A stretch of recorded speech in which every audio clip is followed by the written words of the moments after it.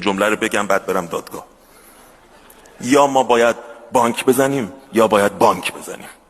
در واقع همین دوتا راه برای دزدی هست.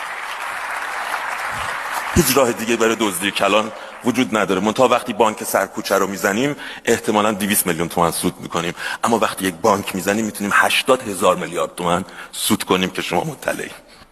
دولت در همدستی با بانک ها برای افزایش قیمت مسکن هیچ شکی نداره و در نابود کردن تولید بی سابقه اثرگذاره. شما اگر بخواهید در یک کشوری مثل نروژ یک ملک بسازید 12 تا مجوز میخواید، اما در تهران 45 مرحله اداری دارید. فکر میکنید که چرا قیمت تمام شده شما بالاست؟ چون از اون 45 مرحله در 30 مرحلهش باید رشوه بدید. رشوه هم جزء قیمت تمام شده است. کی گفته این جزء قیمت تمام شده نیست؟ چطور میشه قیمت تمام شده ملک در زعفرانی تهران از نیویورک هم بیشتر در میاد؟ به خاطر رشوه. در واقع بخش مهمی از تورم دزدیه.